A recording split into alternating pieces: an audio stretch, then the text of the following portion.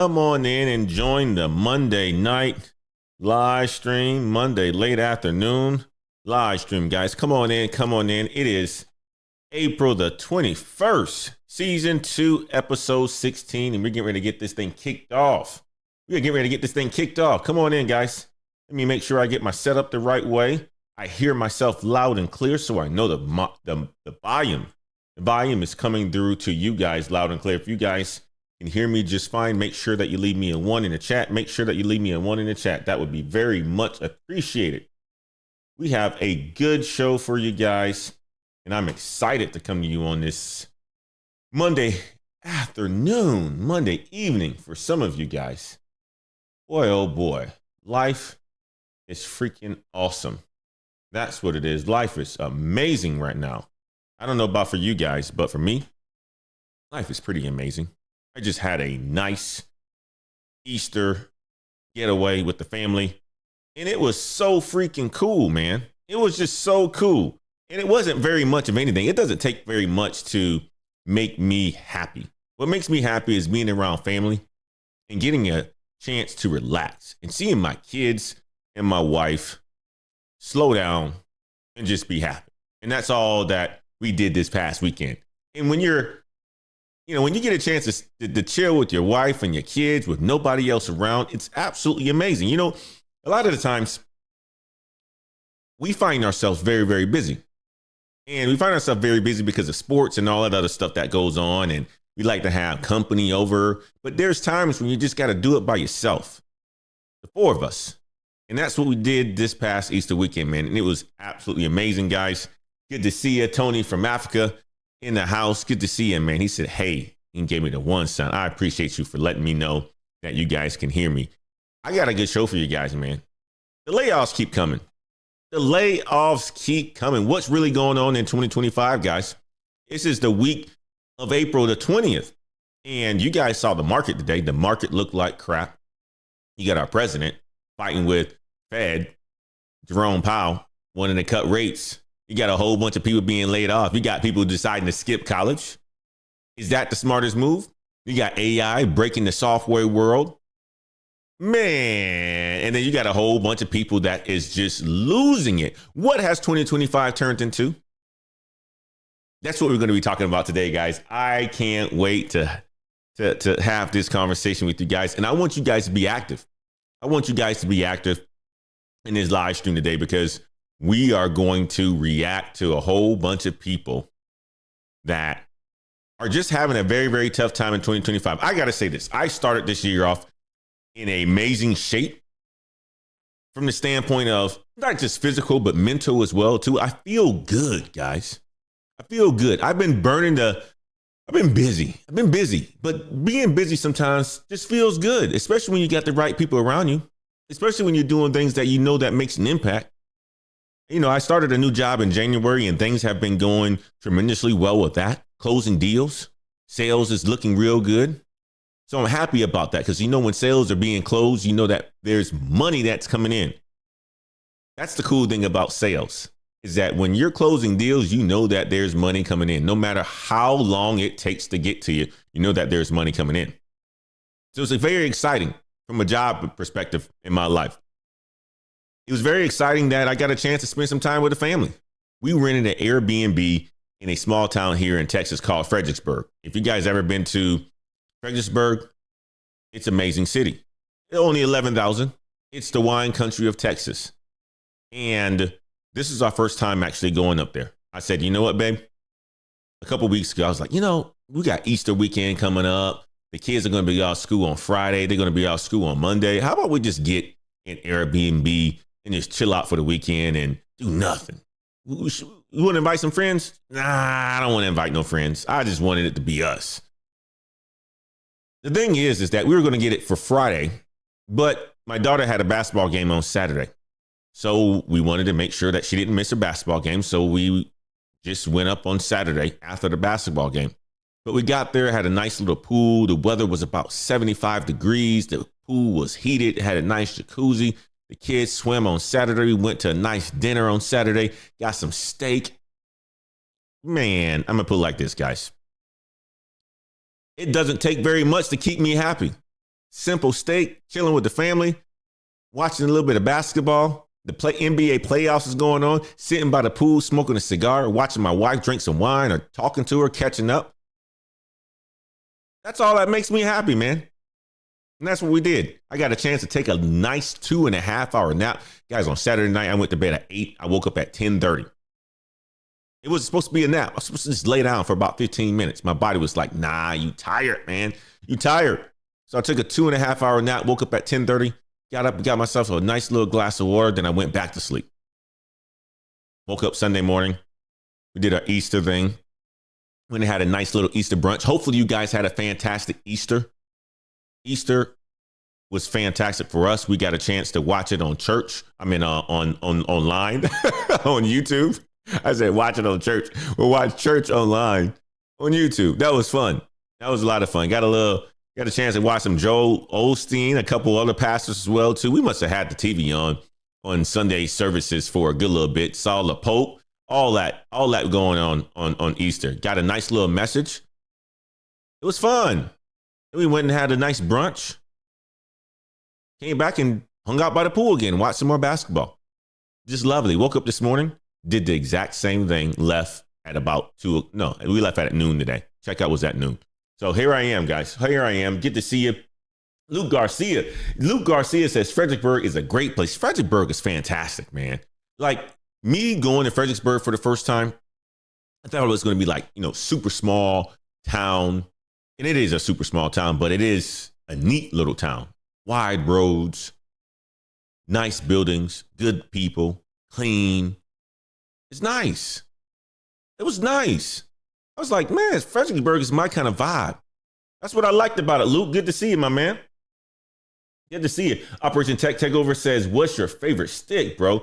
Mine is Leather Rose and Devil's Cut, man. Lear Rose and Devil's Cut. I am a big fan of LFDs, La Flor Dominicanas, but I'm also a big fan of Drew Estate cigars. And right now, Operation Tech Takeover, my favorite stick by Drew Estate is the Tabac Especial Morning Eye. And it is, you see that little box that I got back there? It's called a Tabac Especial, and I typically smoke those on my everyday smokes. Flavored, and it tastes like a nice little vanilla to it. Got a coffee. You got the Negros. You got the lighter ones too, the Connecticut leaves. Fantastic, right?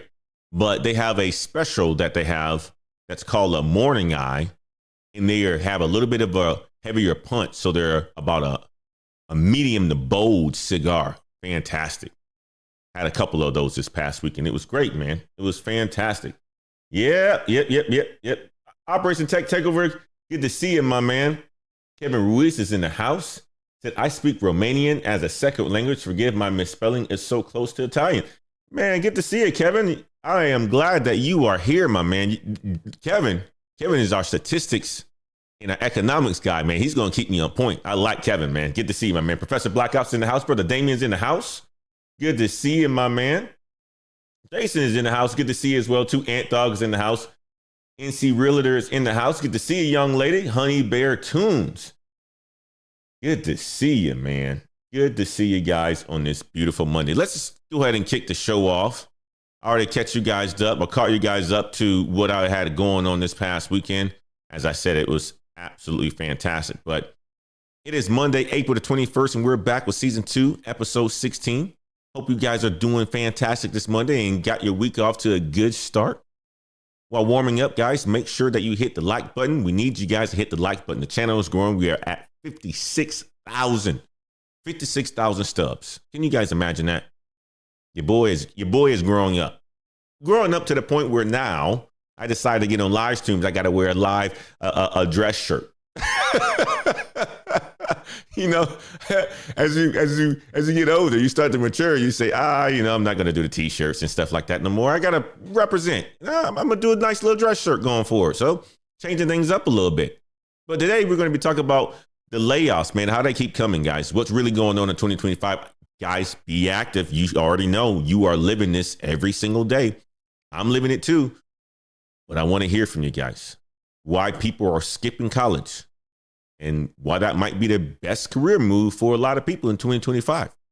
AI is breaking the software world and it's only getting started. It is only getting started. We're going to talk about that and we're going to do some reactions to some layoffs. You guys like that, man.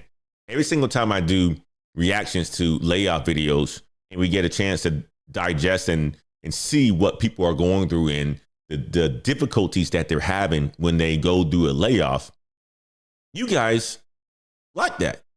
Viewership goes up. I see a whole spike in the numbers. I'm like, I think I figured it out. I figured you guys out. I can't carry the show by myself, so I got to react to something. That's what it is. I figured it out after a couple of years, guys. But guys, if you guys are interested to what I have going on here, from the mic to all that sort of stuff, make sure that you guys check out the Amazon store. The link is in the description. Our sponsor today is going to be Course Careers. They will help you break into tech. They would also help you break into the trades as well, too. Guys, if you want to become part of the best group that I'm surrounded with and that I am part of, join the Patreon, exclusive career insights and networking opportunities, www.patreon.blackheights.com. You know what? Let's get into it, man. Let's get into it. Because this week, it's been another brutal wave of layoffs that just hit America. We're talking about across biotech, technology, the auto industry, pharma, hospitality. Nobody's safe. Not one person is safe. And while folks are still wondering if the economy's struggling, if you saw the stock market today, yeah, it's struggling real bad. It's struggling real bad. Let me tell you something right now. Things are bad. Now, are things going to get better? Absolutely. Did we think it was going to get this bad? No. Many of you guys made a decision on your vote thinking that things are going to be just absolutely beautiful over the next 4 years.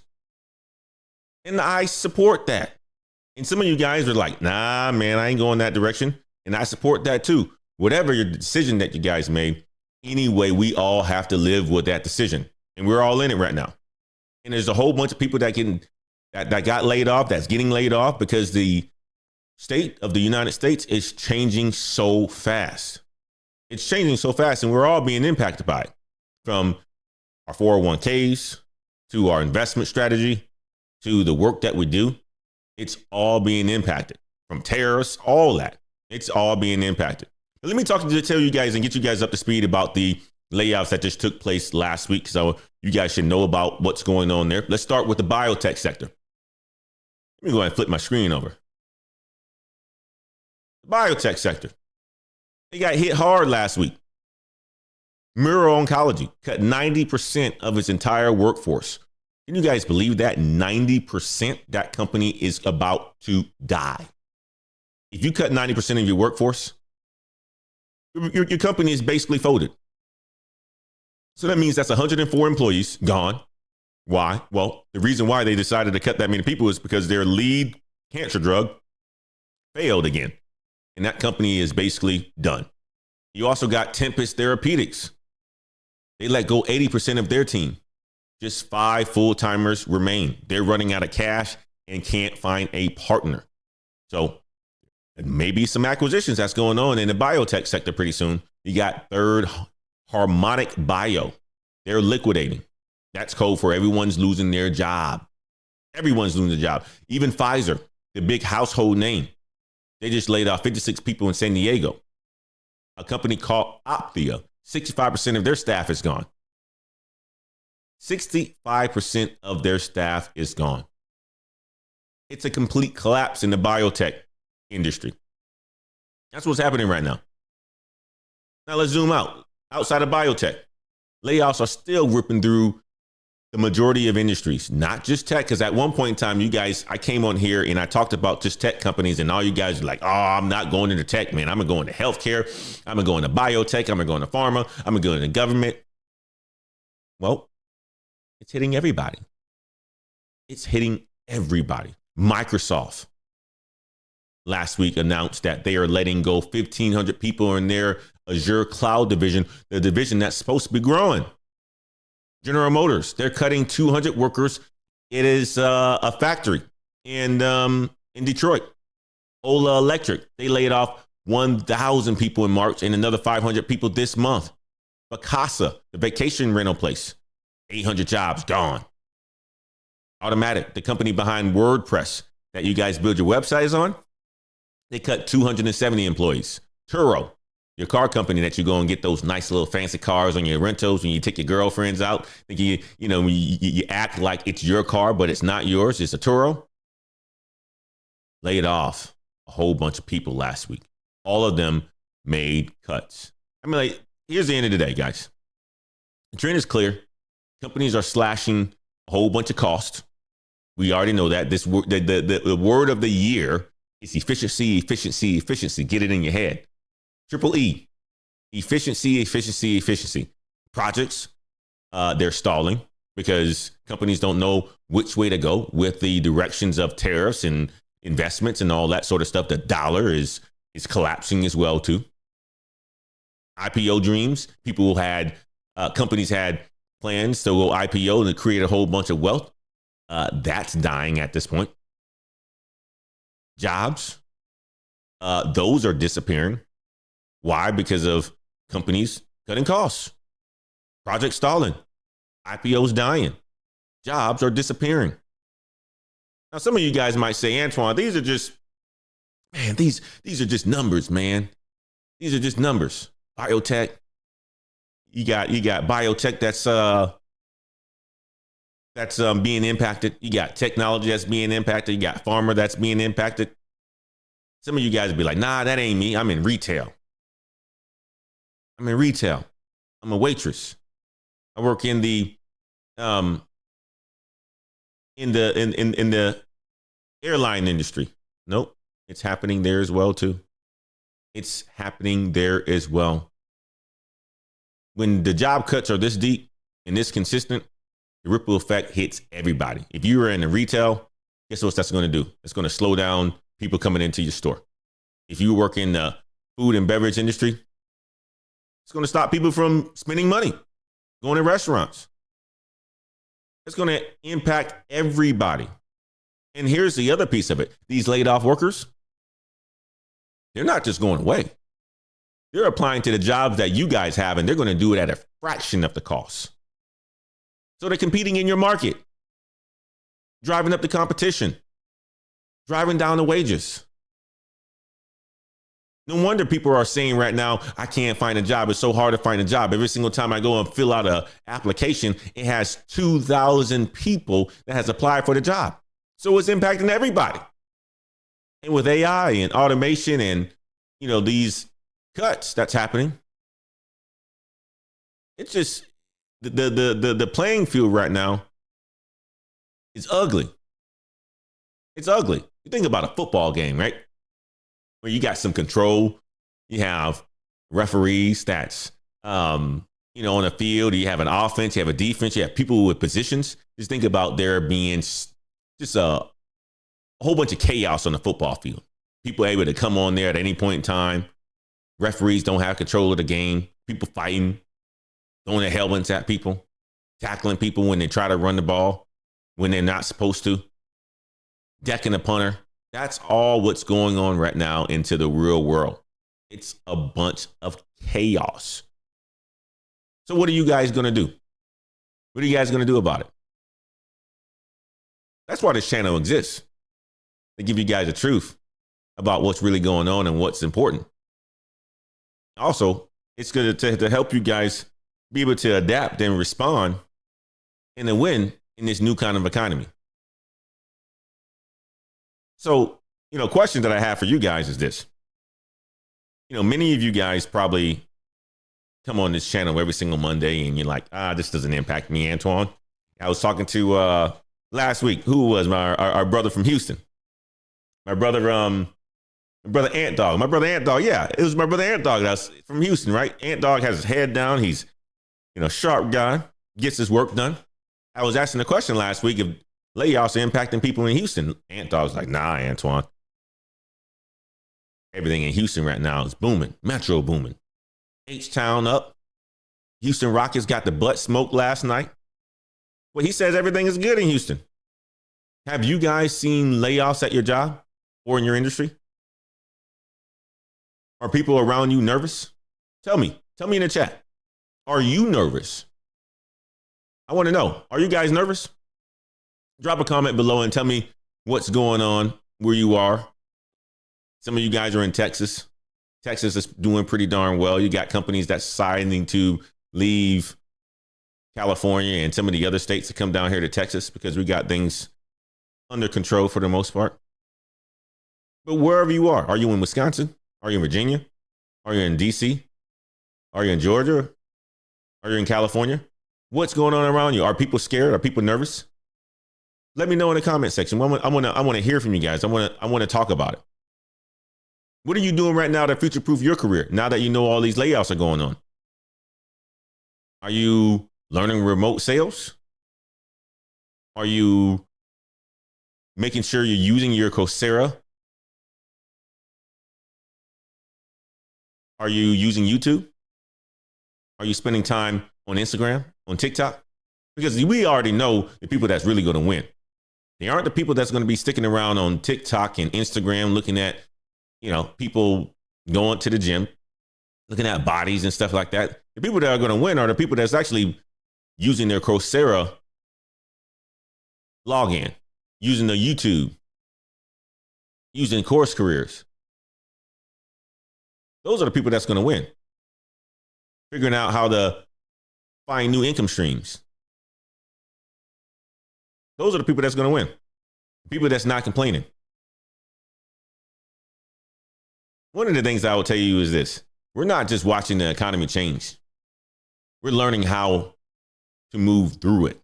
I am learning how to move through this economy right now. It's crazy.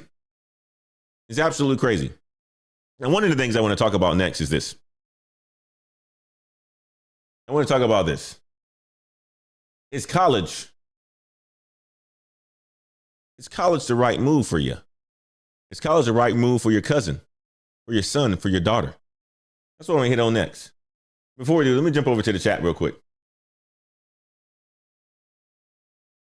NC Realtor said, nice shirt. Thank you. You like my shirt? I got the nice little lavender shirt going on. I think this is lavender. I don't know. It's one of my favorite shirts too, NC Realtor. I had this shirt built or made for me some years ago, and it stayed in a perfect condition because all I do is get it dry clean. But thank you. I appreciate that.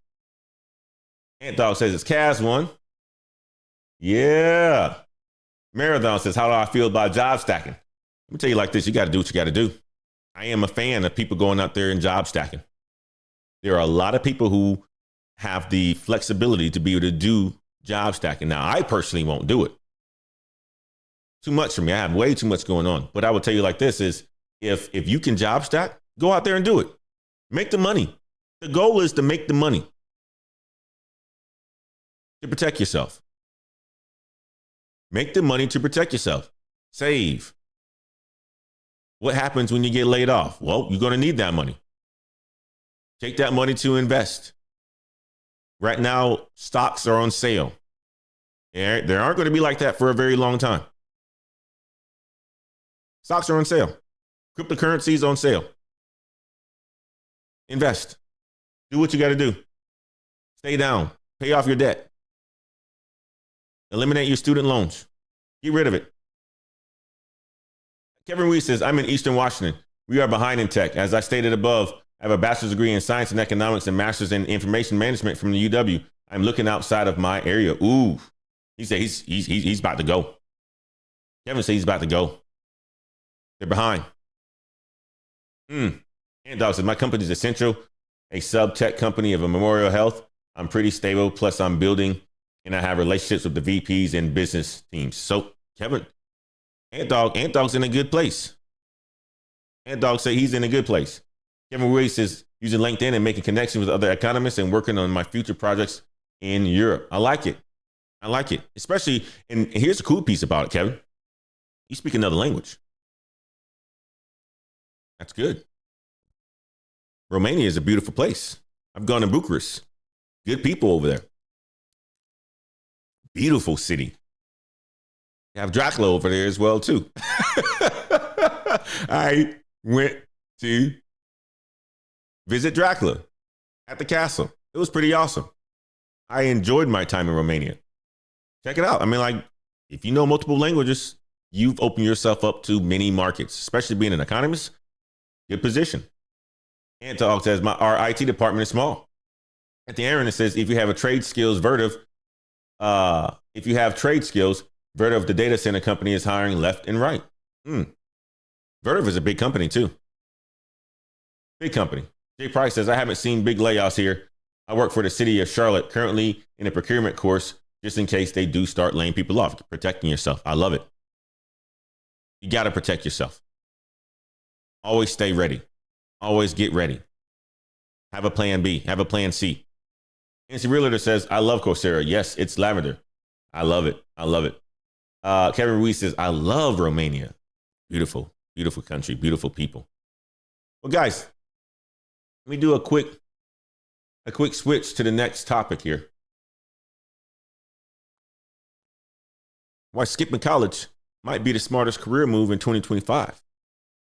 This is something that you guys can share with your nieces, your nephews, your son, even for yourself, if you are struggling in this kind of a market. And this is a story from the UK. We're going to go all the way to the UK. But for a lot of people here in the United States, this is going to hit home, especially in this kind of a job market. Let's talk about something a little different, but it's still tied directly to everything that we've been seeing in this kind of economy. What if I told you guys that skipping college, yes, not going to college, the place that your mom and your dad and your grandma and your uncles have said, you go to college, AJ, you're going to get a job. You're going to be successful. That's what they all told us, right? Teachers, if you don't go to college, you're not going to amount to anything. People that go to college, they better jobs, better healthcare, they live longer, right? That's what they told us. That's what they told us. But what if I told you that skipping college might actually put you ahead of the game? Let that sink in for a second. Skipping college might put you ahead of the game, meaning it gives you a head start. Let me introduce you to my man over here on my right. My man, Matthew Rutherford. He's a young guy out of Northern Ireland. You can tell he has that little Irish look to it. Get a little blondish red hair. He just look like he kind of related to Conor McGregor, ain't it? God damn! He kind of looked like he related to Conor McGregor. Got the pale, fair skin, right? Well, he's a young guy from out of Northern Ireland. And instead of going to university, like most of his classmates, he chose to become a carpentry apprentice. Let me tell you something, man. He's winning. Look at that smile on his face. He doesn't look angry. He doesn't feel bad about what's going on in the UK right now. He doesn't feel upset that his country is being ran by a whole bunch of migrants that they're not used to. He's not worrying about the political world that's around him. Matthew, he's been building things since he was a little kid. One of the things he figured out very early was that he liked to build things. He's worked with his dad on renovations, laying blocks, putting up roofs, getting his hands dirty. And there was a time in his life where his teachers, his family, his dad, even his dad say, Matthew, man, what are you going to do with your life? Matthew said, I know what I'm doing. I know what I'm doing. I tell you one thing I'm not doing. I'm not going to college. And he said the pressure came on him very heavy. You know how when you guys mentioned to your parents that you may not want to go to college one time, that pressure that came on you, or you didn't know what you wanted to do in high school, and everybody else said they were going to college, you know, the valedictorian was, oh, I'm going to Harvard, I'm going to Princeton. Everybody else like, oh, I'm going to local community college, or I'm going to UW, Madison, or I'm going here, right? You feel good when people are going to college, but if you don't tell them, that you're not going to go to college, people are going to look at you a certain way. And that's what they did to Matthew. Said the pressure came heavy. They said college is the path, Matthew. You got it wrong. Even in today's world, in 2025, they said the same thing. 2024, they said the same thing. 2023, they said the same thing. College is the path. You're too smart for a trade. You regret it. You don't go to college, you're not going to make a lot of money, Matthew. His dad even said, you know what? Man, Matthew, I think you should go to college. I think you should go to university. You're too smart. You're a straight A student. Matthew said, man, I'm not listening to any of you guys. But here's the reality of it. Well, his friends, his family told him to go to college. One thing he realized is that they're all buried in student loan debt. One of the things he also realizes is that many of them are working part-time jobs and stressing over tuition.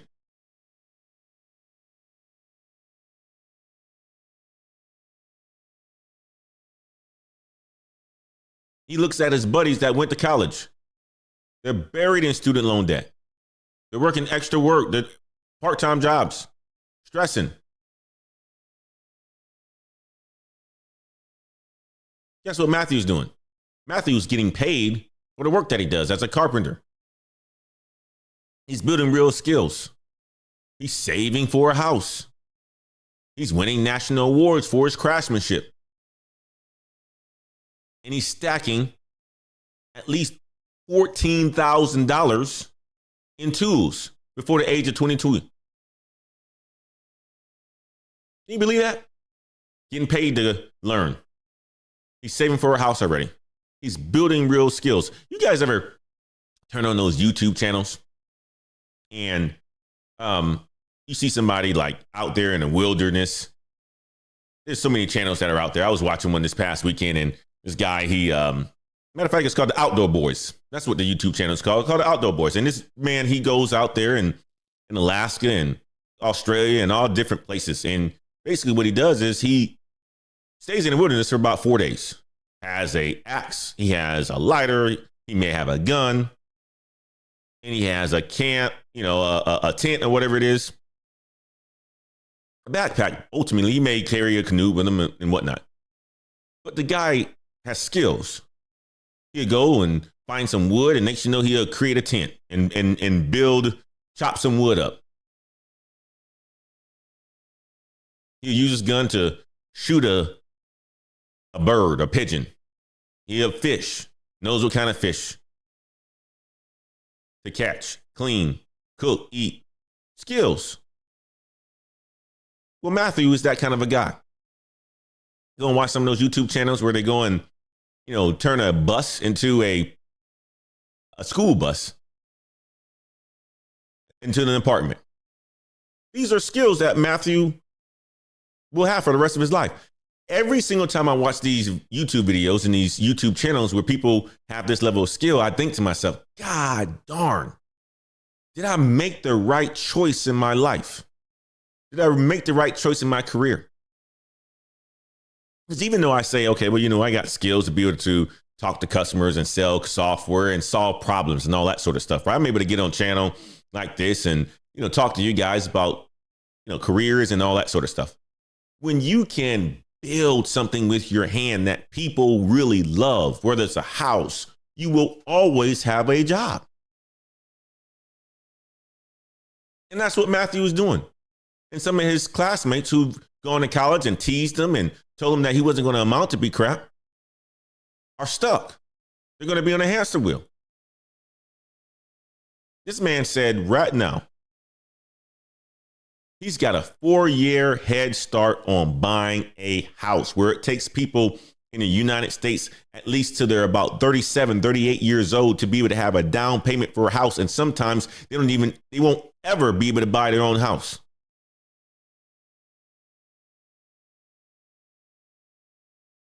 I'll tell you guys like this. College is a business. And it's not the only way. And it's not even the best way for a lot of folks. If you got the drive, you got the discipline, you got the mindset to build something, then a trade or an apprenticeship, even self-education, could take you farther and faster. That's what Matthew's doing. You don't have to worry about debt. You get paid to learn. You get to avoid the biggest trap of it all, the debt trap.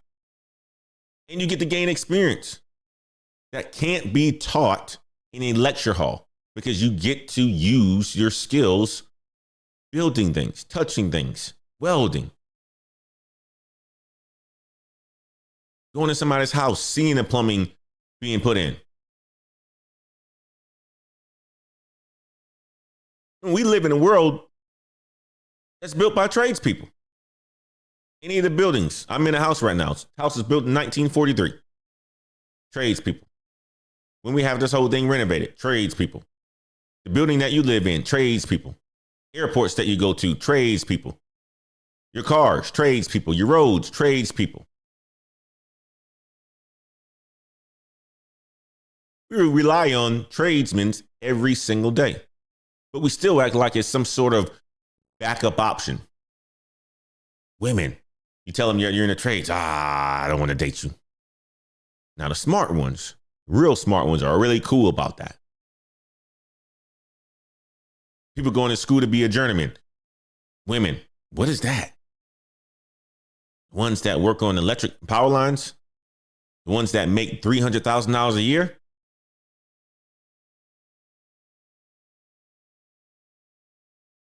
That's got to change, man. The trades are not a backup option. It should be a first option for a lot of people. My little nephew, my nephew Riley, I don't think he's sure what he wants to do after high school. And I got to have a conversation with him probably this summer. I'm looking forward to it too. And if he doesn't want to know what he wants to do, trades. I'm highly supporting it. I'm highly supporting the trades. Go and work, become a business owner. So if you guys are watching this, wondering right now, is college worth it? Or trying to debate if your niece or your nephew should go to college or if you should go back, you got to ask yourself, if I do that, am I going to be falling further behind? That's the question you should ask yourself. Matthew's like, nah, I'm getting ahead, bro.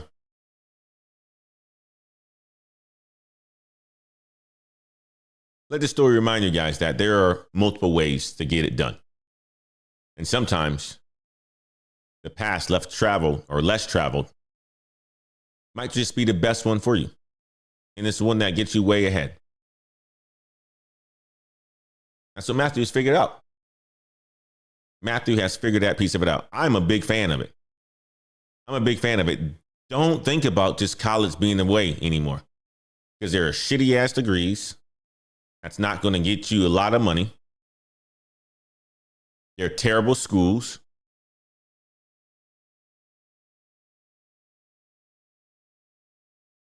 And all it's going to do is make you pay a whole bunch of money, and ultimately you're not going to know what you're going to want to do.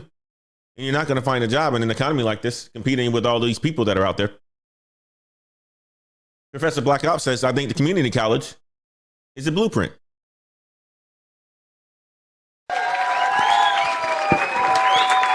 Fantastic option. At one point in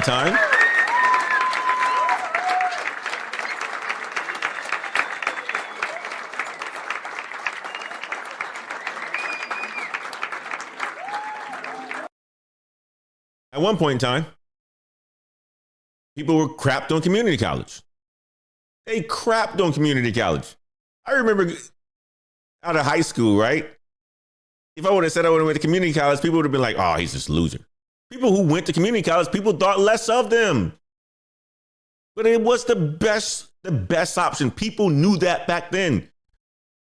I know a good buddy of mine who graduated high school. And he went to community college for a couple of years before he went to University of Wisconsin-Madison.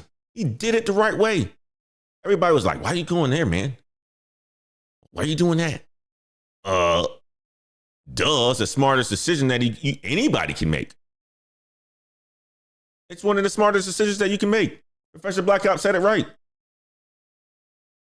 Kevin says college now is a massive debt. I think it is an advantage. I think it is an advantage to learn trades until things change. Yes, I would agree. I would agree. Gain those skills, man. Gain those skills that people really need. I can tell you right now, my toilet back up, sink goes wrong. I don't even have time to fix it. So it's more than likely I'm just going to call a plumber. I don't have time to fix it. Yes, I can go online and spend this and do that. With coaching and the job and the kids and the wife, I don't have time. I'd rather pay somebody because my time is valuable. And guess what? That means there's going to be somebody at my house making a whole bunch of money. And that could be you. That could be your nephew. Get into trades. Tell people to get into the trades. Don't crap on them. Community college is a good decision. Cheap, inexpensive.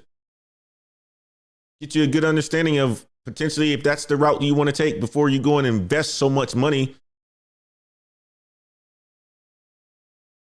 on a degree that you don't even know is going to be useful. And Dog says, great value, Andy Dalton. And Dog said, this man look like Andy Dalton. Oh, man. Coach Hayes is in the house. Look at him. He said, say it again. It's true. Community college, trades. Matter of fact, they should be putting more trades in the schools. Bring them back. Give these young men and these women options, not just the college route. Bring back the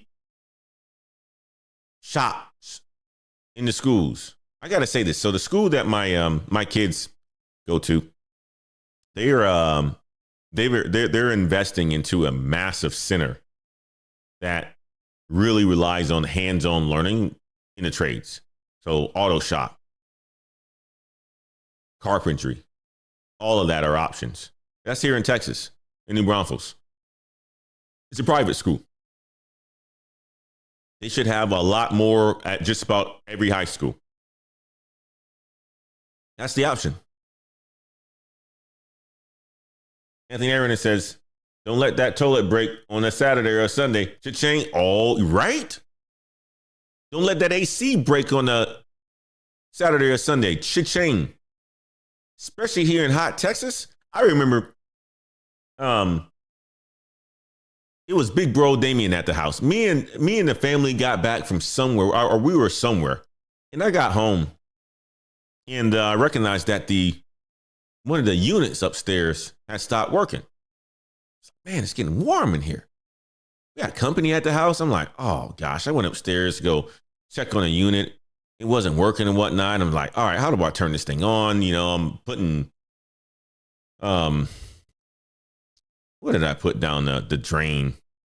I think I put like vinegar or something like that down the drain to make sure things weren't clogged up and all that sort of stuff. It got hot. I mean, it was like 107-degree day, right? The house is up to like 77 degrees. And for me, that is hot. I can't sleep in that sort of weather. Could have dealt with it the next day and like, oh, you know, let's just turn on the fan and whatnot. Not here in Texas, not at all. So what did I do?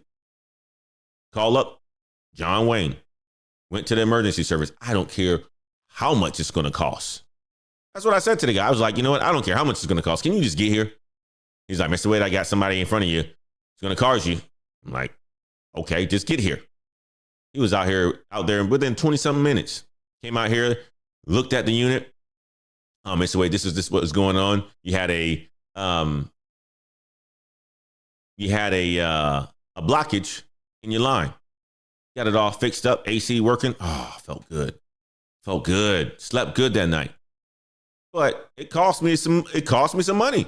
He made a lot of money. And not only that, I tipped him too.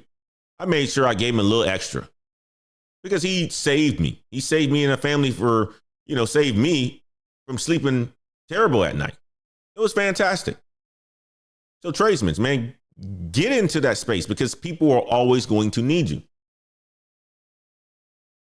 Operator Tech Takeover says Job Corps. Yep, that's another option as well. They don't talk about that. People don't talk about that sort of stuff. Jason says there are adult continuing education trade programs that pay 100% tuition by the Department of Education. That's something that I tell you one thing, man. One of the things, when my kids get to high school, I kind of want to be out of corporate America. I always said to myself, I want to do something different. Maybe become a high school coach or something like that, just kind of take a back seat and watch the kids, be there. I want to work. But I want to do what I'm doing right now, coming to you guys. I want to come to you guys on a Monday, probably put out more content. But I want to spend some time with the family, but I want to be out of corporate America. And I wouldn't be surprised if I'm doing something more with my hands. It's fascinating to me. It's fascinating to me when I see people that are able to just build stuff in construction, can go and put a shower in their backyard, can build a gazebo. I think that's interesting. I think that's fascinating because here's the thing. Once you know how to do that, you're saving so much money. You're saving so much money. Anthony Aaron says, I remember people's HVAC systems were crashing in the DMV several years ago. I watched that dude replace a capacitor that looked like a monster can, and it cost me $480. Look at that. And the part only cost $10. Man, he made a bunch of money that day. And it only took him 15 minutes to fix it. Insane. NC Realtor says, my brother went to Job Corps about 30 years ago and learned carpentry. Fantastic skill. Over here building tables, building furniture,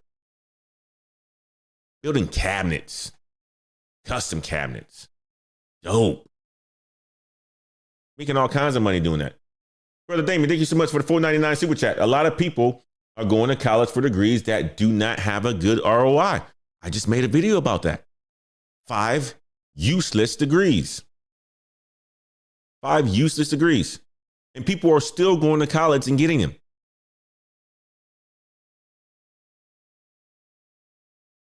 When they could be, just like my man Matthew here, going to get that trade and making a whole bunch of money and not have any debt. Building things are cool. I agree, Jason. I think building things, it's remarkable. I love YouTube channels that's just, man, I see a young guy, he bought a school bus that we used to ride in, guys. He turned it into a double-decker bus that he can take his girlfriend. He proposed to her on it. He just made it to something that was fantastic, an apartment. It's like, wow, that was cool. His dad helped him. His brothers helped him. I'm like, that's cool. Turned a go-kart that he always wanted as a kid. Chopped the thing up, put some additional wheels on it, put a new engine into it, new battery. And it was cool. I'm like, man, that's being able to do that sort of stuff is actually fascinating. Very fascinating. Operator Tech Takeover says, as someone who grew up in the carpentry, it has come in handy. My father had his own company before being paralyzed. It has saved me tons of repairs doing it myself. Man, I'm telling you. I'm just like, I have this cottage in the back right here. And, we want to do some work in here. We have some nice hardwood floors and all this other stuff. And it's like, if I had the skills in carpentry, I would probably be able to do it myself. And I know I can do it myself, but I'm just, I'm not going to learn on my own, do my own place. Because then I had to pay double, right? I had to pay double. I'm going to mess it up. I'm going to mess it up. I have to get somebody in here to fix it. That's just how I am. I'm going to mess it up. Anything that I do first without having the skills, I'm going to mess it up. And I know that is it. I know that it is. Kevin Ruiz says, I have to admit, there's an amazing feeling when you complete a woodworking project, right? I don't know what that feels like because I never did it. But I can only imagine that there's a whole bunch of satisfaction behind it. All right, let's shift topics now.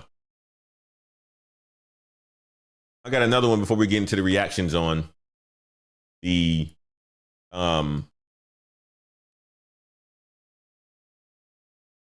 layoffs. You know we're going to get there. We're going to talk about the AI world, in the software world, the tech space. Many of you guys are working for a software company or a SaaS company, or your business does business with a SaaS company because they're using some sort of subscription. Okay. There's a new study that just came out, and it says more than 100 software companies are in trouble. I'm not just talking about any small trouble. I'm talking about like big, big trouble. The question is why? The answer is AI. Let me explain it like this to you guys. Just imagine that you did go to school for construction. And imagine you've been building houses for years. And then one day, a robot shows up and says, hey, I can build that same house faster, cheaper, and I don't even need blueprints.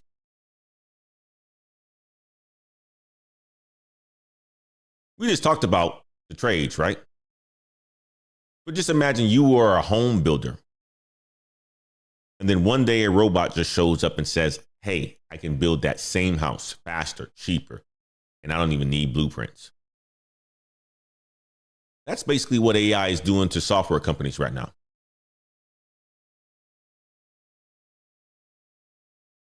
There are companies out there called SaaS companies, software as a service.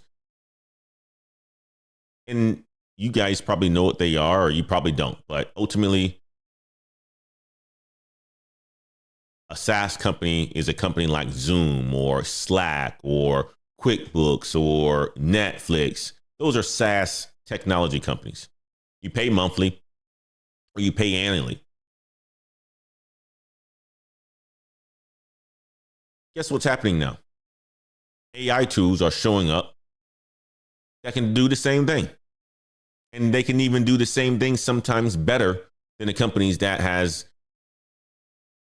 have hired a whole bunch of software engineers to build their product for them. And they're able to do it for a lot less. And some of these AI tools don't even need buttons or dashboards. They just do the work. It's kind of like going from using a vending machine to having a robot butler who already knows what the snack is that you want.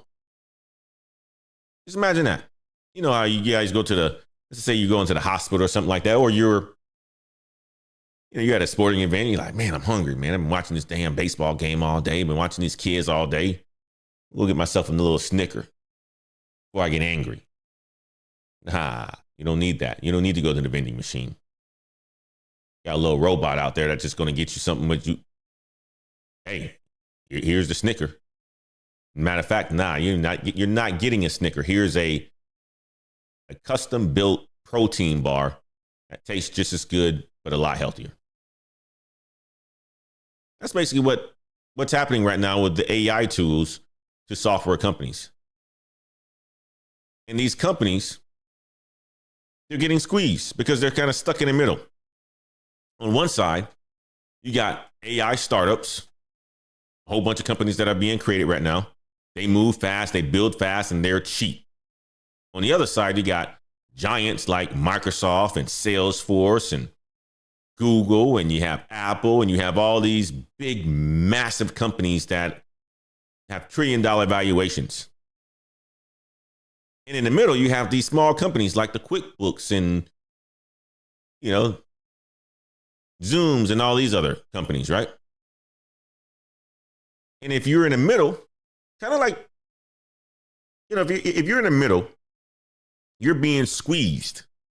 You're being squeezed by the AI startups that's able to do exactly what you are doing and sometimes better at a cheaper price. And you have the massive companies that's right here that's really investing billions and billions of dollars. And you're in the middle right here looking for funding, trying to figure it out, using software engineers still. They're taking a lot longer to build, and you're spending a lot more money on capital, and you're paying you're paying us. So the middle people in the middle are getting squeezed. Kind of looks like the middle class in America, right? Poor, rich, middle class, gone. Our government sold us out. Shipped all the jobs over to China, India. And now they wanted to come back. They've been doing it for years, 40 years. And this is just happening now in the software world where AI is here. And it's the cheap labor. And it's the cheap tools that can do it all. Then you have the big companies that's right here. And you have the smaller companies. These smaller companies are going out of business.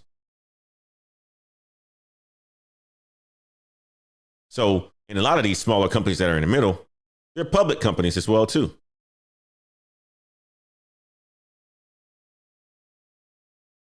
And out of those 120 something companies that are in the middle that are public, only 27% of them are growing this year. More and more customers are leaving. So they're experiencing a lot of churn. They're getting rid of old software for newer AI powered tools.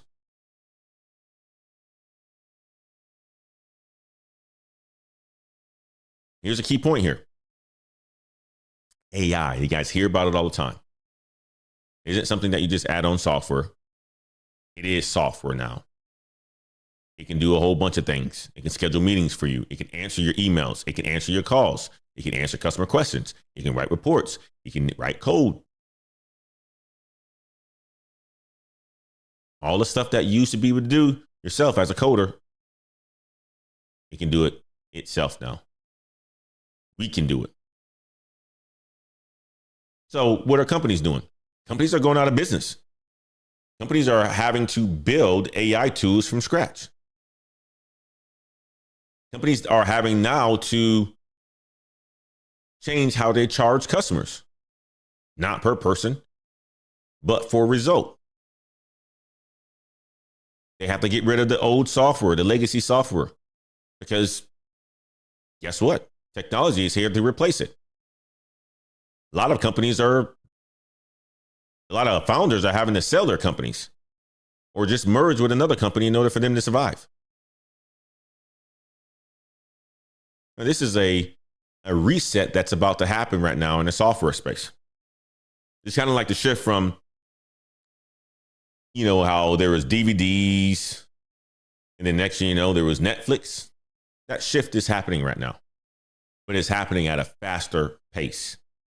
I don't know how long it took for DVDs and Netflix to really get itself out, because DVDs or stuff like that's been around for a long time. But I would imagine it took about, 6-7 years. Now with AI and the software, it's happening fast. So here's my take on it. If you're working in SaaS, and I'm in SaaS sales, I'm in tech, or you're trying to break into the industry, just understand this shift is happening. Learn the tools that are being used right now to replace some of those software companies. Learn how you could potentially do it, because you can be somebody that's sitting down right now, listening to the show, and you have an idea. And you can use AI tools to really turn your idea into a reality. Well, you can really do that. And the next big winners into this whole race right now are the ones who can act fast, build fast, think fast, solve problems, all with AI. It's not going to be the one that's based on the best app design and stuff like that. It's going to be the ones who can move fast. If you're someone who can move fast, you're going to be in a good spot. You're going to be in a good spot. Let me go over to the chats real quick. Anthony Harrington says, I use ChatGPT to help me write my emails to managers and customers. Yep. I use it every single day. I use ChatGPT. I use U.com. I use Perplexity. I use Gemini. I use them all every single day. Anthony Anderson says, how are supply chain jobs doing? People always need supplies, materials, food, equipment. That's my skill. I am trying to leverage those data skills: Excel, SQL, Power BI, Oracle, EBS, SAP, R3, Microsoft 365. Supply chain industry will continue to thrive. I think they may be getting hit with tariffs right now, especially at ports and stuff like that. But overall, supply chain companies are doing well, especially supply chain software companies that are in the space of global trade. They can be doing very, very well. Some of them are going to be hurting too, though, because some of their projects are going to be put on hold. Funding. But overall, supply chain is always going to be in a good shape because products have to move, whether it's from China or India to the United States, or from Europe to the United States, or it just has to move from Detroit to Arkansas. That's the supply chain. And they're going to need people to manage that.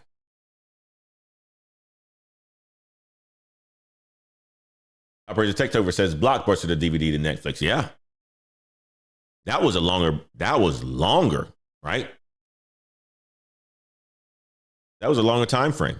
I'm just talking about from the DVD. This Blockbuster had cassette tapes or VCR tapes, all that sort of stuff. But just the DVD portion to the Netflix, how long did that take? Full-time Netflix, because that one time Netflix did have DVDs that they'll send you to.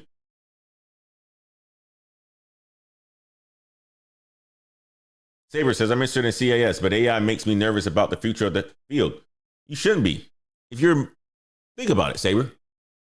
You're interested in the CIS. You're interested in computer information systems.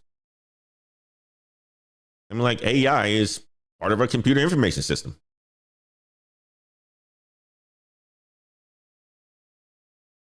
It's you learning it in real time. As it adapts, you should be learning and adapting with it.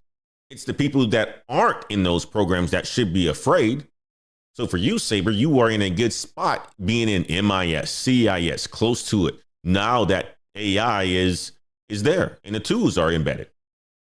A lot of people look at, I'll say it like this, Saber, man.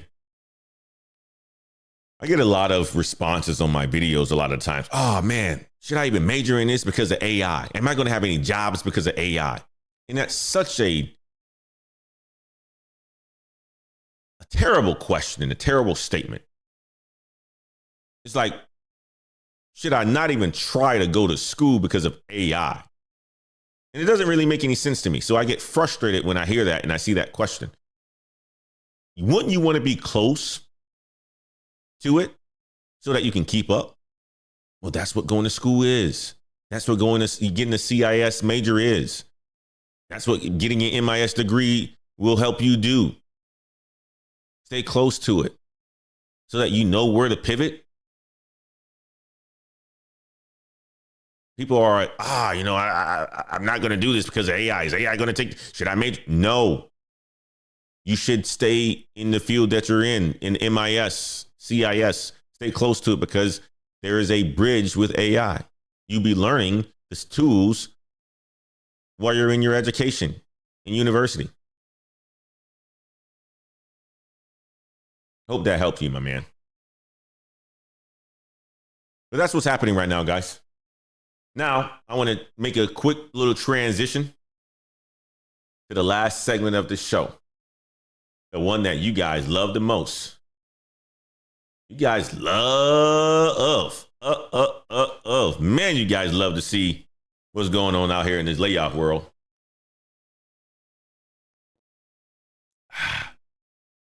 Let's find out. This is actually the first time I've ever been laid off. Job just fired me. Say bye to your health insurance. I just got laid off. Today is April 8th, 2025. I just got laid off. This is my second layoff. No idea that was coming, no exaggeration. Guys, we got a whole bunch of talks about. You saw all these people that just talked about how they just got laid off. Layoffs are ruining lives out here, man. Layoffs are ruining lives out here in 2025. That's the segment of that we're in right now.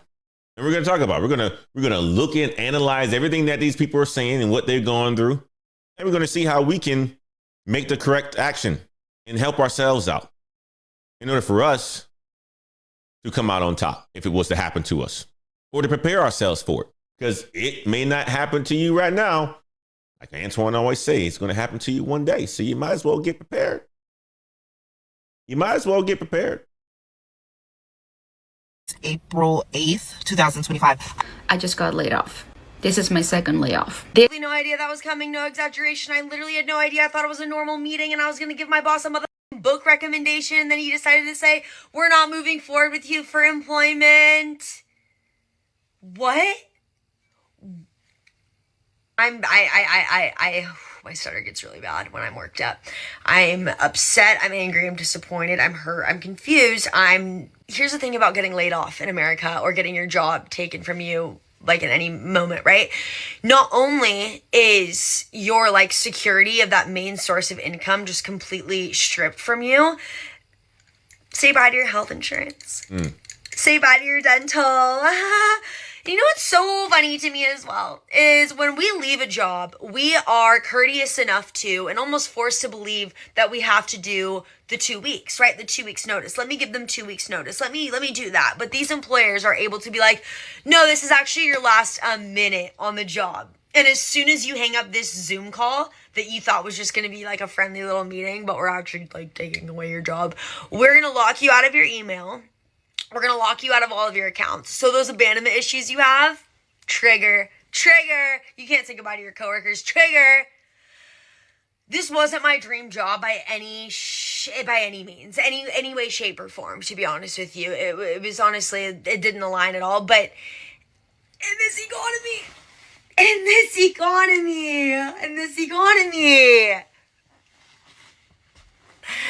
when I'm in like a very transitional phase of life right now. So that was at least like a pillar of stability that was had. Oh my God. Let's go back to that one, man. You said a lot of things, right? When you're laid off, health insurance gone. Dental insurance gone. You can't even say bye to your friends sometimes, right? She was going to give a recommendation to her boss about a book. He was like, I'm sorry, we're not moving forward with your employment anymore. Gone. Ruining lives out here. To the point where she's getting on TikTok, making videos looking crazy.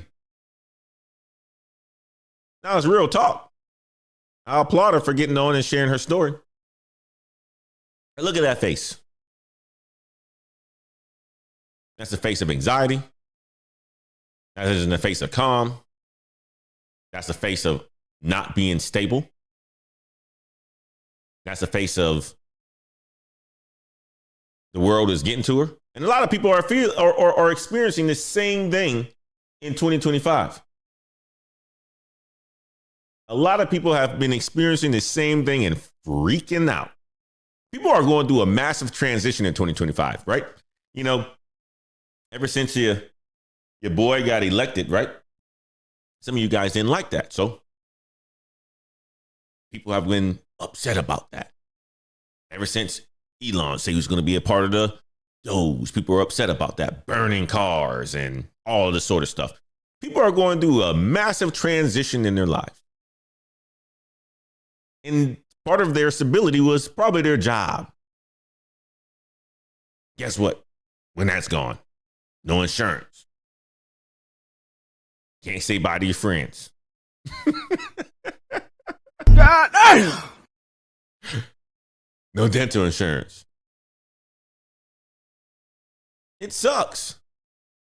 It sucks, man. No, you're left on with getting on TikTok, creating shorts like this, where you're entertaining people like me in my audience, but you're telling the truth. So this part of the show is just really to inform you all that this is happening to people and you need to be prepared for it. You spend all your entire day and night working for a company and you're giving it all, and you think that that's all you should do. I'm walking around, I'm a corporate man. I'm a corporate woman. What's your name? John, SVP of XYZ. Guess what, John? You no longer got a job. John has to go through midlife crisis at this point in time, right? Got laid off. Didn't have a plan behind him. Now he has to find insurance, has to find another job. In this kind of economy right now, it's tough for everyone to find jobs.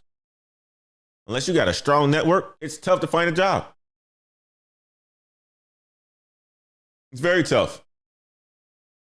Let's move on to the next one. Oh my God. I was just laid off.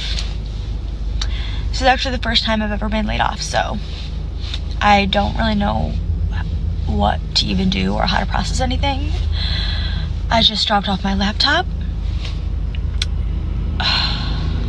It sucks the most because I seriously was only at this company for 2 months. I literally got this job in October and loved every single second of it. Unfortunately, the company was acquired and a lot of us were let go. Nothing you can do about it, but it definitely sucks. I have no idea what I want to do. I don't know if I want to even keep working for a company or what. I got my real estate license back in early October. I'm like, maybe I should just pursue that. But I also Job just fine.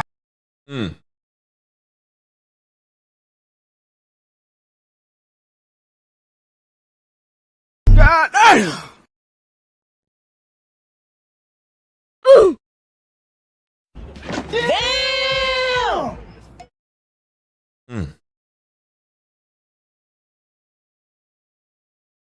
She upset. She liked the job. And guess what happened to her? Had nothing to do with how good she was at her job. We talked about that, what SaaS companies are doing. A whole bunch of mergers and acquisitions, right? A whole bunch of companies are folding, merging with each other, acquiring other businesses. Guess what happens when there's a whole bunch of acquisitions? There are duplicate roles, duplicate departments. Who's going to stay? Has nothing to do with your performance. Laid off. She has a real estate license. Maybe that's something that she can do.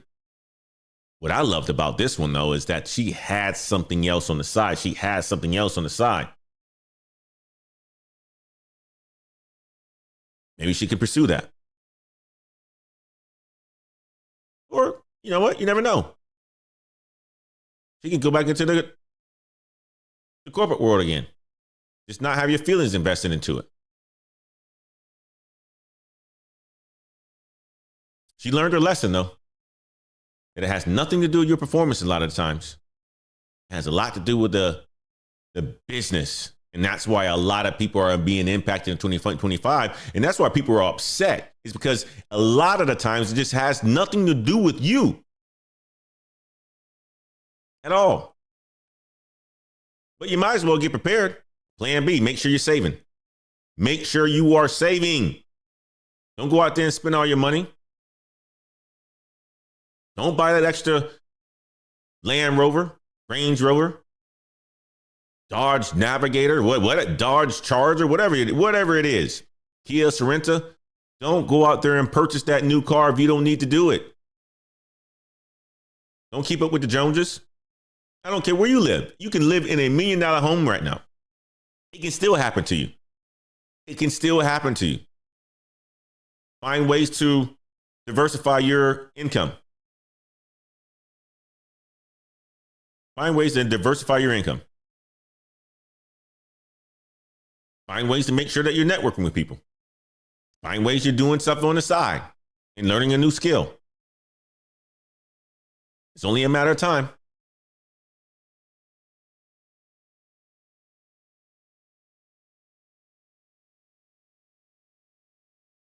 Insane.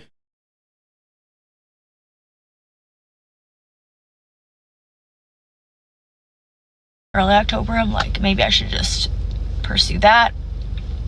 But I also... Job just fired me. I went in today all nicely dressed like I am. And, you know, they sat me down and told me they were letting me go.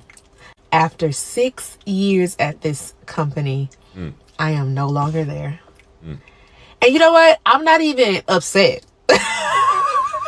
Is that bad? Is that bad not to feel upset about the situation? Like, I've been getting questions from family and they're like, how do you feel? And my response to them has literally been, I feel free. The reason, before y'all even get, to thinking that it was because of something that I posted on here, it was not. It was because of budget cuts. And not only was I let go, but others were too. So yeah, that was still surprising to me. I mean, I immediately asked in my, exit, just want to make sure that this is not about performance. And they clarified, this is not about your performance. This is solely based on, us not getting the grants and these things that we thought we were getting and us having to cut back. And so I had to write it all down as they were talking because I had to make sure. Guess who has? Another one. Working for a company that probably relied on government grants. You already know. Department of Government Efficiency cutting a whole bunch of spending, right? So guess what companies are doing? They're not getting the funding.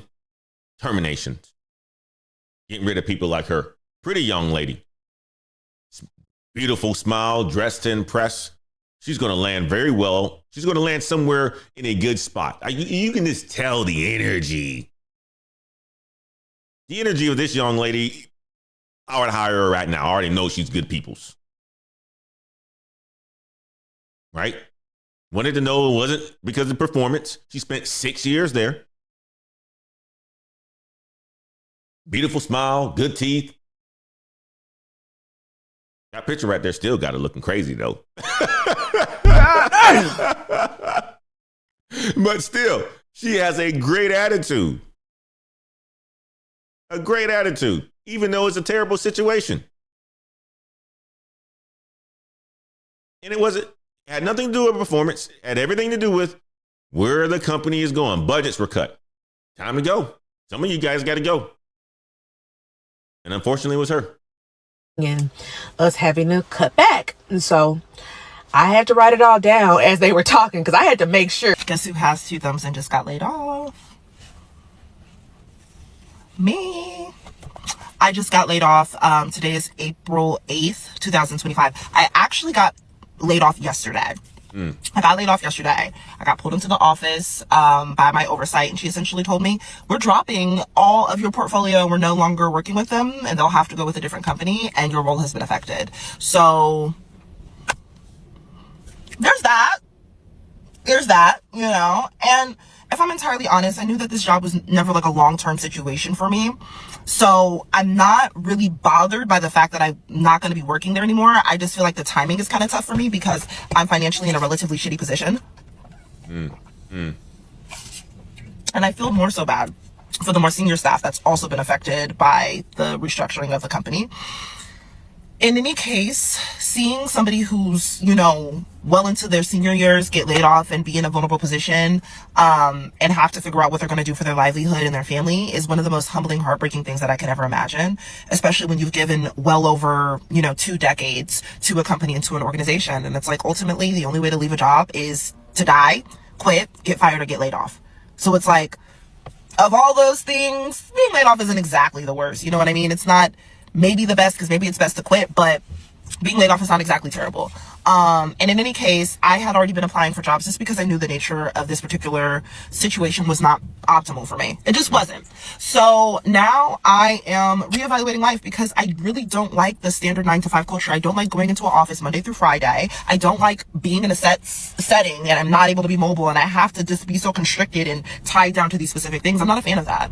I do like the idea of working with a team that's collaborative, that I'm able to kind of bounce ideas off of and learn from and, contribute my ideas and my creativity and my strategy to things. It sounds like I'm trying to interview, but I'm not. I'm just being honest. Like, this is the type of space I like to be in. I do enjoy those things, but it's like, I don't feel like we need to be in a traditional office setting to do that. I think that there's a lot of benefit to having a remote aspect to what you do and a freedom to what you do. And for me, as a Black American woman, African American woman, I should say, as an African or anything. She sounds like she needs to watch my channel. She needs to find a remote job. Maybe she needs to go into tech sales. I don't know. I'm not sure. She talks a lot. What do y'all think? She's a creative, though. It sounds like to me she wants to make a good amount of money. And she wants to work remote. And she wants to have a lot of flexibility. And she don't want to go to the office 9 to 5 every single day. Maybe if you guys can get a hold of her, tell her Elevate to the Unknown and hook her up. Send her a link to the channel. Let's see this one then. So it's just really odd to get a calendar invite out of the blue from the CEO and COO for the following morning. I'm about to join this Zoom meeting and I'm going to film joining. And it's only 15 minutes long. Hello. Hey, Grace. Hi. How are you guys?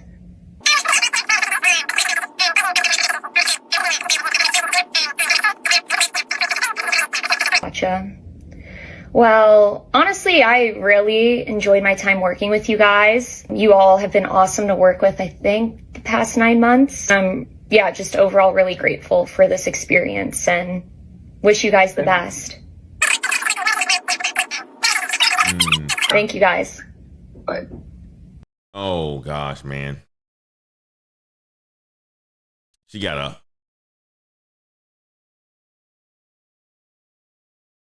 calendar invite. COO, CEO. Put Grace on there. She recorded the call. She didn't play what they said. But man, that's what's happening, guys.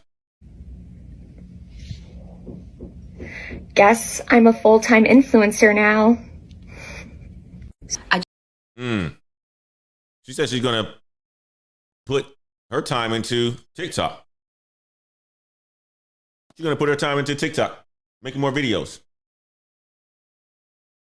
At least she has something going on for her, right? Full-time influencer, that can make you some money. You'll be surprised. You'll be surprised how much YouTube can pay you. You'll be surprised how much TikTok can pay you if you have the right content and the right strategy. It can pay you a good amount of money. She has something. Better than a lot of people. Better than a lot of people who are just sitting around risking it. Don't be one of those people, guys, that's risking it. Let's see what she has to say. Just got laid off. This is my second layoff. This message is not for you to feel bad for me. This message is not for you to do anything for me. This message is to get to someone that needs to hear this because it's going through the same thing I'm going through. I was going through TikTok and I was scrolling. I kept seeing layoffs everywhere. And I thought it was not going to happen to me. I thought I was safe. I was told yesterday that my last day is going to be next Tuesday. That gives me less than 3 business days to come up with a plan. Thank goodness I have a few side hustles that I started last year, and that's going to keep me afloat. But when someone depends on you to pay for the mortgage, that is nerve-wracking because you have to hustle and you have to make it happen. Losing your house is not an option. And it's really sad that for these companies, we're so disposable. Please do not wait to start a side hustle while you have a job so you have an extra income stream before something like this can happen to you. Any of us can go through this. Even if you think you're safe, Start a side hustle. Do not put all of your eggs in one basket. It's really scary to go through this situation. We're gonna get through it. This had to happen because we deserve better. We were not gonna get out of there on our own. This had to happen so we can move on onto the better and bigger things that are waiting for us. This message is actually a positive. So I got laid off. You said it, guys. Go ahead and start your side hustle. Sometimes when this stuff happens, it's really your calling to figure your stuff out or to invest 100% into an area that you haven't been focused in. And it's a positive thing. And that's the way she's looking at it. The cool thing about her, she said she started 3 side hustles last year. That's a lot, but she has something. And she says, she's the one that's responsible for making sure that she pays the mortgage. Hustler. She's going to make it work. Smart lady. But she's telling you guys the facts here. Don't just be depending on that one income stream, man. Don't do it. That's why it's probably best for some of you guys who want to go be single to go out there and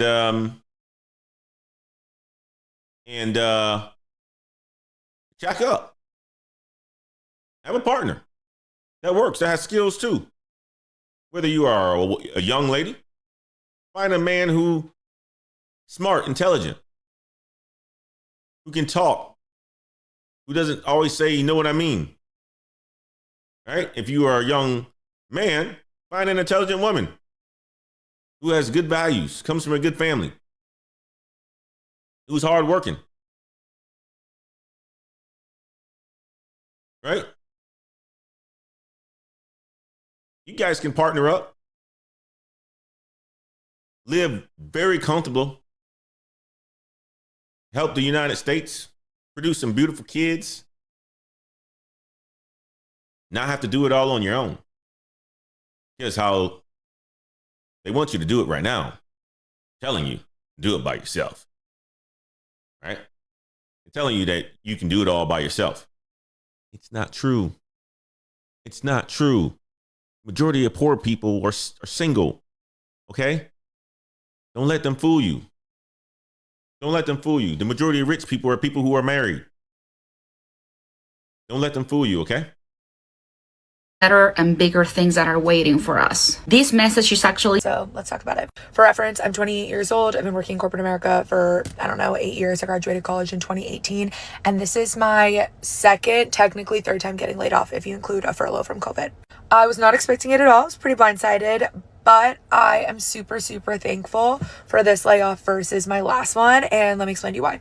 The last time I got laid off, I was 24 years old and I had just purchased my condo. So my first piece of property, the only piece of property I own, I used most of my savings to purchase it. It's truly my biggest accomplishment. And 2 months later, I had no employment. I vowed to myself from that moment on, I would never let myself feel so scared and so hopeless ever again, because I truly wasn't sure what I was going to do. I was like, I think I'm going to be on food stamps. And my parents, just for a backstory, I had no assistance getting my house. My parents sent me dish towels as a thank you present. I 100% did this on my own. So it was 100% my responsibility to figure out what I'm going to do. With that being said, I then met my now fiance a year and a half later, and I live in his house and we rent out my property still. So we do make a little bit of rental income. I also teach Pilates and I own my own Pilates grip socks business. And I have done this weekend what is called redistributing my calories, now knowing one of my sources of income will be diminished. So I guess my biggest piece of advice here for women, because that's who I'm really talking to, but truly anyone, is do not put all of your eggs in one basket. I don't care if you have the best corporate job in the world. I don't care if you think you have the job security. I used to tell people that this was the job I was retiring to, and I absolutely got blindsided by this. But I do not have to worry about how I'm going to put food on the table or what I'm going to do when I wake up tomorrow, because I have 2 other sources of income, 3 if you count my rental, 3 other sources of income, but 2 other businesses, teaching Pilates and owning my Pilates sub company, that I can now put more of my calories in and redistribute while looking for more full-time work. Look what she said that she did, though. She met her fiance. boy, she ain't out here living the single people's tale, right? I don't need no man. I don't need no woman. She's not out there doing that and talking about that. She met somebody. And guess what she said? She bought her own place initially. So she probably was going down that path being 24 years old. Eventually, you have to grow up. Eventually, you have to grow up. She grew up at 28, met her fiance, went through a layoff, multiple layoffs. You know what he said? Baby, let's just go ahead and rent that thing out. You don't have to get rid of it. You can live with me. Let's get some rental income coming in. New business. Doing a little Pilates on the side. Now on the Pilates business. She's figuring it out, and she's figuring it out with a partner.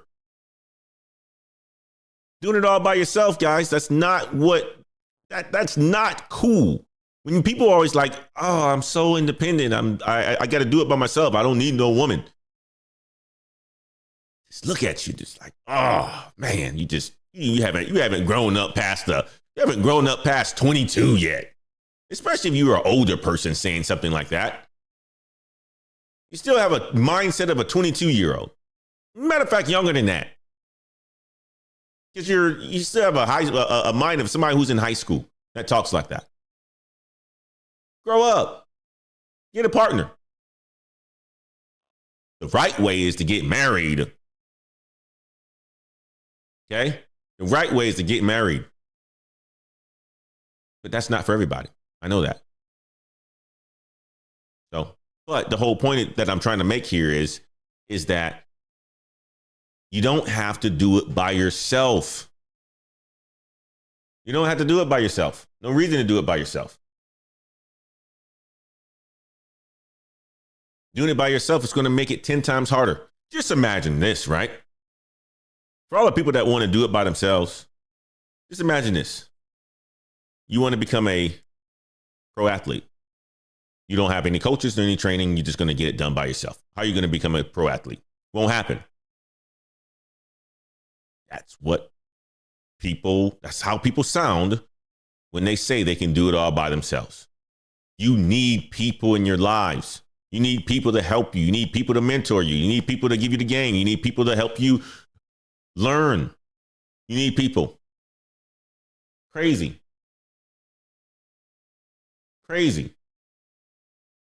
Men and women. Guys, you can't do it all by yourself. Men, you need women. Women, you need men. Men, you need women especially. You need women. Something about having an extra battery in your pack. Something about having that level of calm.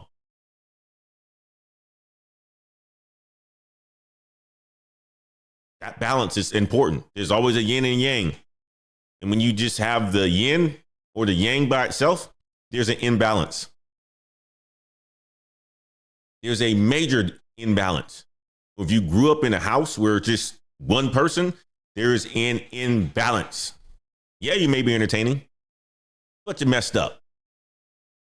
And you need to get it fixed.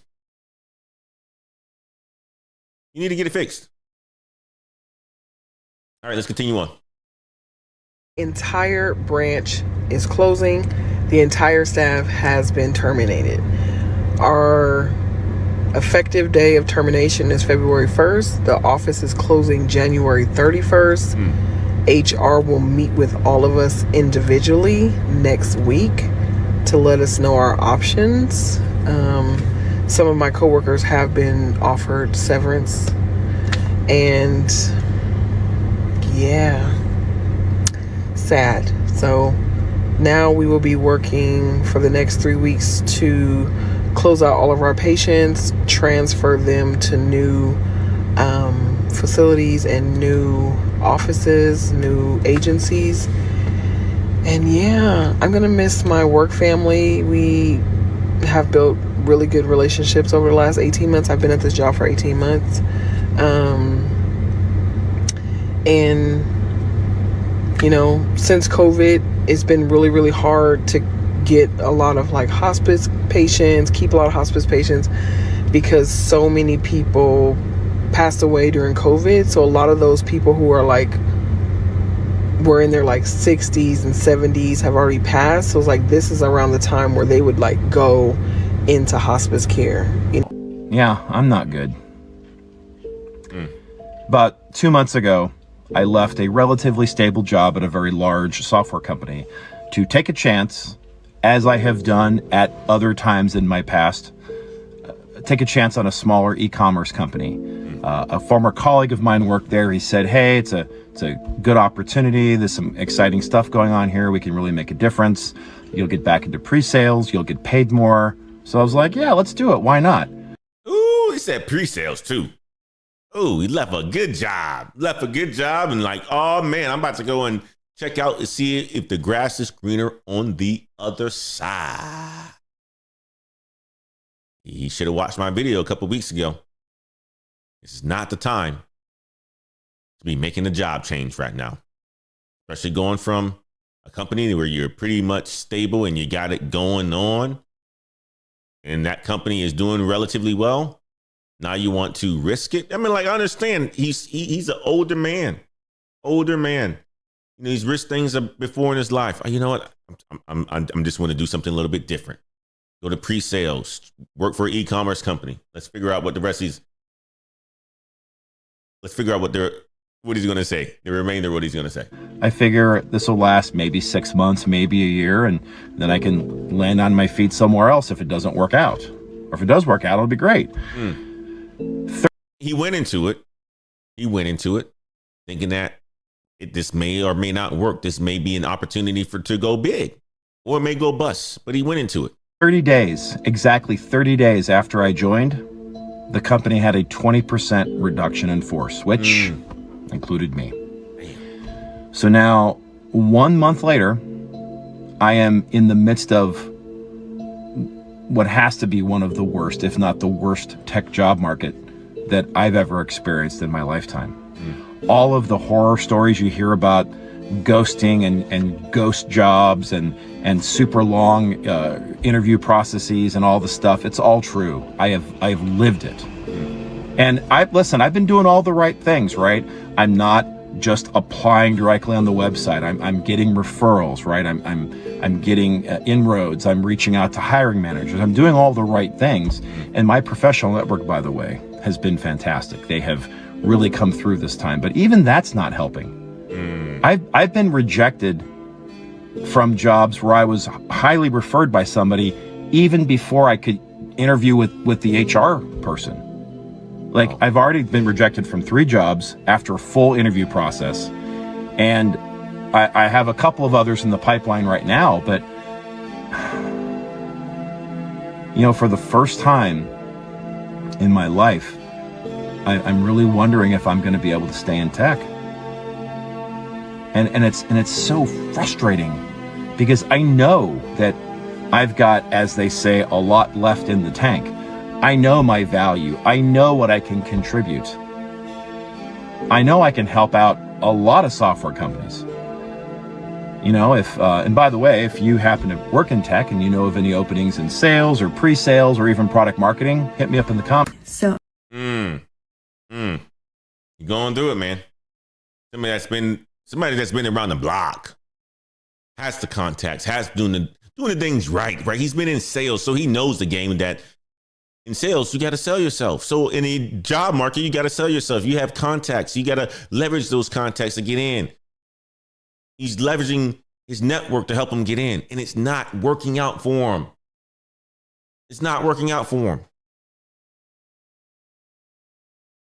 30 days in, after making a change, he was laid off. Damn, ain't that something? God damn! And not only that, he's in this kind of a job market where he's competing. He's competing against government employees. He's competing against college students. All potentially younger, will take less money.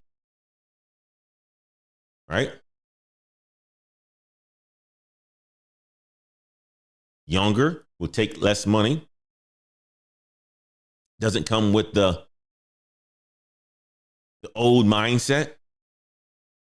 It's all against him, man. It is all against them. Insane. He's having a tough time. This is who people will go out there and say, oh man, it's happening to a certain demographic of people. I don't know how many folks that you saw on here. I mean, there was a good dynamic of people here, right? White women, black women, Latina women, white man. I think this last one is going to be a Latina woman. It's happening to everybody, guys. So don't just put your shades on and say it's only happened to a certain demographic of people. People like to say DEI and all this other stuff, right? Look at this man. It's happening to him too. Don't get it twisted. Don't let the media tell you something different. It's happening to a lot of people. If you happen to work in tech and you know of any openings in sales or pre-sales or even product marketing, hit me up in the comments. So I'm recording this because I know I'm going to want to look back and use it as like a moment of triumph and like happiness. But right now I'm going through it. I just found out that I'm going to be laid off. And I wish I could be like bold and say something, but I didn't know what to say. I've a lot of layoffs have been occurring or happening at my agency, so I just didn't really think about it. Well, actually, no, I have, and I've been pressing my boss on it, and building anxiety for myself. I've been carrying that with me, and it's just been shitty because I knew something was happening, and I didn't know how to listen to my gut, I guess. And no, that's a lie. I did know how to listen to my gut because I've been asking my boss, and my boss has been telling me no. So I feel a little gaslit. But, you know, I'm really taken back by it. And I know that there's, you know, it's redirection for me, but it's fine. I'm just really scared. I'm scared because I have a lot more responsibility than I've ever had, and to jump into something new and unknown or not know where I'm gonna go, especially right now with everything in this world happening, I think makes it even scarier. But I really hope that that I'm able to look at this in a couple months and be like, wow, that was the best thing that has ever happened to me. She gonna do it, guys. She gonna do it. That's sad to watch. Because you know this is somebody. And the part that, you know, I have to say here, and something that she said she was asking her boss if she had this feeling in her stomach. She had the feeling in her stomach. You got to act on that. Always got to be prepared. Don't ask your boss and think that you're going to get a firm answer. Like your boss and you are real cool. Like he's going to give you or she's going to give you the inside scoop. They don't know half of it anyway. And typically when a layoff's going to come, they're probably going to be part of that anyway. Or they're going to be one of the ones that, you know, they're going to make the decision on you to save their own butts. They don't care how much you have, the responsibilities you have. They don't care. They have the same amount of responsibilities in their own mind as well, too. They have the same amount of responsibilities in their mind, too. A lot of people just go about their own world and they say, you know, I just have so much going on. Well, and I have more going on than you. No, in everybody's mind, they have more going on than you. That's why a lot of people all the time, they spend too much time thinking about what others think of them. People don't care about you like that. They care about themselves. People don't care about you like that. They care about themselves. So when you think about working for a company and working for your bosses and being cool with them and all that sort of stuff, yes, you can have a great relationship with the people, but you can't expect for them to give you the complete honesty, because here's the deal. When it comes to getting rid of somebody, it's like, all right, am I going to let myself go, or am I going to let you go? Most people are going to make decisions. I'm going to let you go. You'll be able to figure it out. You think some boss is going to be like, you know, Marina, I'm going to keep you on and I'm just going to leave myself. And, you know, I'll be able to save about 4 or 5 different employees because my salary is very high. She knew it was coming. She had a sense of it and she waited. Don't be her. And it sucks. It really does suck to see her in this state. And not only that, the fear of the unknown. The fear of the unknown. This is probably going to be a huge eye opener for her. And it's probably going to be it is probably the best situation for her because 1, she's not going to be dependent on just one source of income. 2, she's not going to just trust anything that comes from out of her boss's mouth. 3, she's probably going to have a side income and not allow this to happen to her again. And she's going to gain some resilience. And she's also going to be able to learn how not just to be afraid of the unknown. You got to elevate to it. That's why this channel is called what it is. Elevate to the unknown. You have no idea what's going to happen tomorrow. You go with it, figure it out, and get going. Don't just sit here and think 20 times of a decision that you ultimately need to make or a decision of what may potentially happen. Go with it. Make a decision. Live with it. Figure it out. Go. And I know it's hard for some of us. It's very, very hard for some of us. But you have to make the decision. And if you do the things that you're supposed to do ahead of time, getting prepared for things, you wouldn't be in this position in the first place. Kevin Ruiz said is the right thing just now. The unknown is the adventure. That is the beautiful part of it. That is the beautiful part about it. That's when you're really living. The unknown is the adventure. That's the stories that you get to tell. Oh man, my daughter's, basketball program. They started the season off 1-3. I have so much on my plate that I decided I wanted to help out being a coach. Now we got 4 more games left and they went undefeated for the rest of the season. The unknown. That's the fun part about it. That's the story that you can tell. Now, for your man, that just happened, he went to the unknown. He was like, you know what? I'm going to go start, go to this e-commerce business. A friend of mine that's there, I'm going to jump ship. I'm at a stable job. I'm going to go there, become a sales engineer. Within 30 days, he was let go. But he moved. He learned his lesson. He moved, though. And he's going to figure it out. He will figure it out. But that's a story. That story that he just told, it's a story that all of us can learn from. Sometimes it's better to stay still in an economy like this, no matter what your situation is. It's always important for you to have a backup plan and make sure that you're saving and to make sure you have something else going on the side.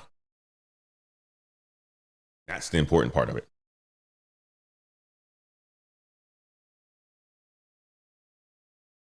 I appreciate that, Kevin Rees. Glistening Local says, thoughts on a CIS degree in 2025? Get it. Get close to AI. Learn. I talked about that in the earlier segment. Glistening Local. CIS, MIS, any of it. Still go ahead and get a degree. Now, I did have a segment on here talking about degrees, but you're getting a CIS degree. That's fine. AI, stay close to it. The question that came up earlier was, should I get a CIS degree with AI? Is AI going to take all the jobs? No, it won't. You get close to AI with a CIS degree. So yes, go ahead and do it. Dartman, so the sad reality is that everybody has their own situation. And at the end of the day, folks are going to look out for themselves. That is the reality of it. That is the reality of it, Dark Man Jeff. Good to see you, my man. Coming to us from Charleston, South Carolina.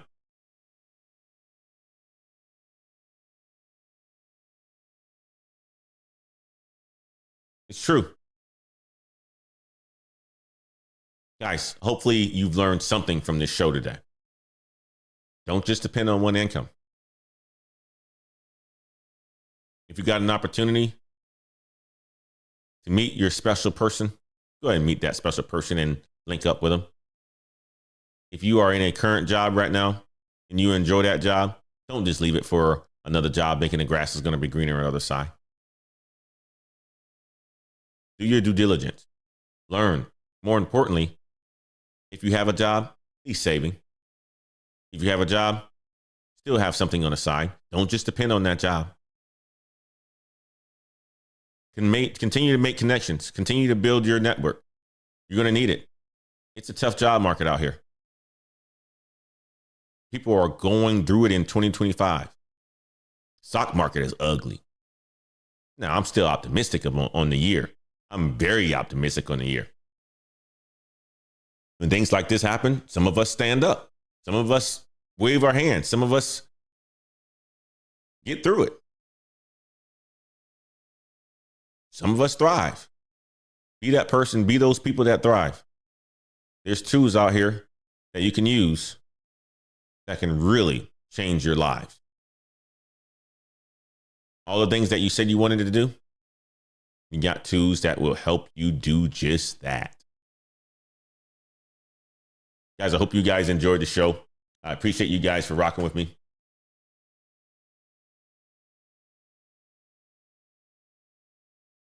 I'm going to get out of here. I got to get a video done tonight. My editor has been asking me for another video to get done for Thursday, and I am behind on my videos. So guys, I appreciate each and every one of you guys. We will see you guys on next Monday. Thank you so much for always rocking with me. Thank you so much for all your support. Thank you so much for all your super chats. Thank you so much for all your engagement today. You guys were rocking, man. I appreciate it. 48 people still rocking with me. We will see you guys on next Monday. Until next time, guys. Peace.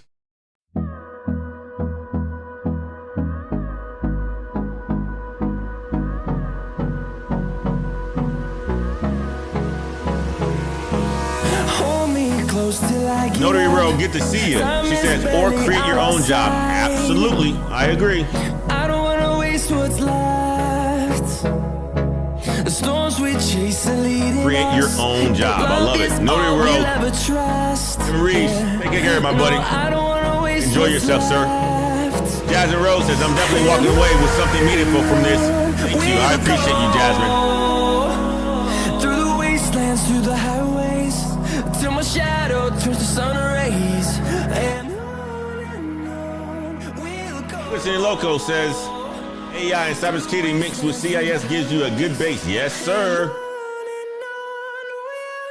CFT says, as always, thank you so much for the information. Have a great week. You too, you too, you too. Darkman Jeff, good to see you, man. Life of Cam was in the house. Good to see you, brother.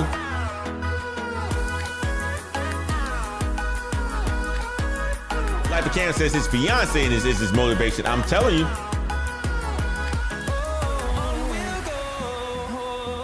Jennifer says, I just moved to Texas from Los Angeles, California last week. It was the best decision I made. Love it. Love it.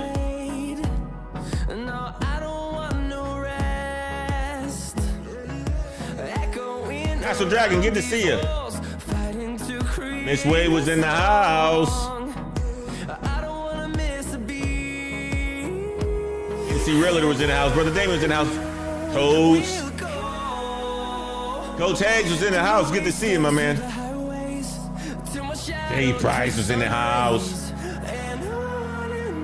Ant Dog. Professor Black Ops. Honey Bear Tunes. Tony from Africa. Good to see you, Jason.